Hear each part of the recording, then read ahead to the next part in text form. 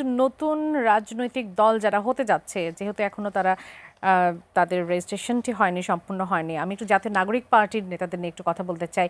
কেননা বৈষম্য বিরোধী আন্দোলন থেকেই তো তাদের আসলে জন্ম যদি বলি। গুলশানের যে চাঁদাবাজির ঘটনা, সেটিকে কেন্দ্র করে এখন পর্যন্ত যা কিছু হচ্ছে, তাদেরই আগে আগে হাসনাত আব্দুল্লাহ তো ছিলেন একটা সময় বৈষম্য বিরোধী আন্দোলনে। তিনি বলেছিলেন এর আগে যে আমার সোনার বাংলায় চাঁদাবাজদের ঠাঁই নাই। কিন্তু এখন দেখতে পাচ্ছি সেই বৈষম্য বিরোধী আন্দোলনের নেতারাই চাঁদাবাজি করছেন। এখন আমার যেটি মূল প্রশ্ন সেটি হচ্ছে যে পুরনো বন্দোবস্ত তারা চান না, তারা তারা পুরনো বন্দোবস্ত চান না, তারা নতুন বন্দোবস্ত করতে চান। তাহলে এখান থেকে আসলে আমরা কি মেসেজ পাচ্ছি? নতুন বন্দোবস্ত এখানে কোথায় আসলে? এটা তো তারা সেলফ কন্ট্রাডিক্টরি কথা বলে, পুরনো বন্দোবস্ত চান না। তাহলে কি নতুন বন্দোবস্ত থেকে ছাত্ররা রাজনীতি করবে কি করবে না এই ব্যবস্থাটা তারা পরিষ্কার করেছে? এখনও বলে নাই। এখনও তারা, আমরা দেখছি যে কয়েকদিন আগেও মানে বিশ্ববিদ্যালয়ে তারা বলছে যে রাজনীতি হবে না। তা এখন এটা হলো যে তারা কি চায় আসলে, তারা কি চায়? কারণ এটা বলাটা সহজ, করাটা বড় কষ্টকর। এখানে দল উনি যেটা বললেন যে দল তারা করতে চাচ্ছে, কেউ দল করুক। আমরা তো একদম ভেরি বিগিনিং আমাদের ভারপ্রাপ্ত চেয়ারম্যান তারেক রহমান সাহেব ওয়েলকাম করছে যে তারা যদি রাজনীতি করতে চায় আসুক, কোনো অসুবিধা তো নাই।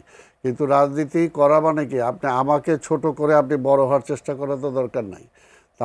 তারা কি বলছে যে 50 বছর নাকি এই দেশের রাজনীতিবিদরা কিছুই করে নাই, অর্থাৎ তারা এসে সব কিছু করে। এই যে একটা ভাবের উপরে কথা বলা, যেটা বাস্তবতার সাথে কোনো মিল নাই, তাই না? যে তার পূর্ব জন্মের ওদেরকেই ঠিক স্বীকার করে না, তাহলে সে দাঁড়াবে কিসের উপরে? তার পায়ের তলার কি আছে, মাটিটা কি? অনেক সময় তো আমরা এমন দেখছি যে 71-কেও অনেকে অস্বীকার করতে চাইছে।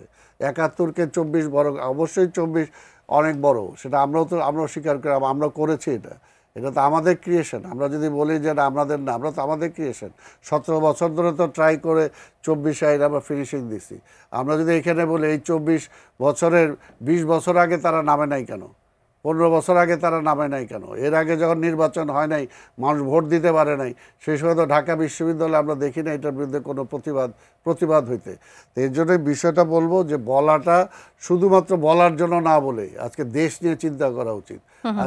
আজকে দেশের মধ্যে এমন কোনো কিছু হঠকারী করা উচিত না যাতে দেশটা আজকে ওয়ার্ল্ড পলিটিক্স, আজকে এই উপমহাদেশের পলিটিক্স সব কিছু চিন্তা করে আমাকে আগাইতে হবে। শুধু আমি যেটা পারবো না এটা বলে দিলাম, আর বলে দিয়ে মানুষকে একটা অন্ধকারের মধ্যে রাখলাম, সেটি আসলে করা যাবে না বলে মনে করছেন। আরেকটা আমি যেটা শেষ করতে পারি না, আগেরটা যেটা যে সংস্কারের ব্যাপারে, যেটা আমার এক ভাই প্রশ্ন করছিল, আমি পরিষ্কারভাবে বলতে পারি যে 75 পর, যেটা আমি শেষ করতে পারি না, 75-এর পরে শহীদ জিয়াউর রহমানের আবির্ভাব ঘটছে, কিন্তু এই দেশের সেনাবাহিনীর জনগণ আইনে রাষ্ট্রপতির চেয়ারে তাকে বসাইছে, এবং বসানোর পরে বাংলাদেশের যত সংস্কার, ম্যাক্সিমাম সংস্কার সে করেছে। এবং সবচেয়ে বড় কথা হলো যে সেই আদর্শ নিয়ে বিএনপিতে আছে। এবং আমি যেটা তাদেরকে এনশিওর করতে চাই যে তারেক রহমান সেই জিয়াউর রহমানের সন্তান, সেই খালেদা জিয়ার সন্তান, এবং তারেক রহমান আইসা এই সামনের দিনে ক্ষমতায় আসার পরে দেখবেন যে আপনারা মনে করছেন তারেক রহমান যদি দেশে ফিরে আসে তাহলে তৃণমূলে যে বিশৃঙ্খলা চলছে সেটি কন্ট্রোল থেকে নিতে পারবে, সবকিছুই কন্ট্রোল হবে এবং দেশেও পরিবর্তন আসবে। যেটা জিয়াউর রহমান অল্প সময়ের মধ্যে, যে দেশের মানুষ দুর্ভিক্ষে মানুষ মারা গেছে, কবে আসবেন তিনি, সেই প্রশ্নের উত্তর কতদিনে আসলে আমরা জানতে পারবো? আমরা তো তার অভাব ফিল করছি না, সে তো আছে, দেশবাসী করছে। যেহেতু আপনি বললেন যে তিনি আসার পর সকল সমস্যা সমাধান হয়ে যাবে, দেশবাসীর কাছেও সে আছে। এবং স্বাভাবিক, আপনারা দেখেন না কেন যে পুরানো ঢাকা একটা ঘটনা ঘটলো, তারেক রহমানকে ওটার সাথে ইনভলভ। তারেক রহমানকে মেরে ফেলার জন্য হুমকি কেন আসলো? তারেক রহমানের পোস্টার কেন ছিঁড়া হলো? তারেক রহমানের বিরুদ্ধে অশ্রাব্য সমস্ত স্লোগান কেন দেওয়া হলো? কারণ আমরা তো জানি যে আধিপত্যবাদের শক্তির টার্গেটই হলো জিয়া পরিবারের মধ্যে এখন বর্তমান আছে তারেক রহমান। কাজে তাকে যদি ধ্বংস করে দেওয়া যায়, জাতীয়তাবাদী রাজনীতিটাকে ধ্বংস করে দেওয়া যাবে, তখন সে আধিপত্যবাদী শক্তির খপ্পরে আবার দেশটা পড়বে। তো সেই কারণে আমরা এনশিওর করতে চাই যে তারেক সাহেব খালেদা জিয়া এবং জিয়াউর রহমানের সন্তান হিসাবে আপনারা দেখবেন যে জিয়ার মতোই ভাবমূর্তি নিয়ে সে রাষ্ট্র ক্ষমতা পরিচালনা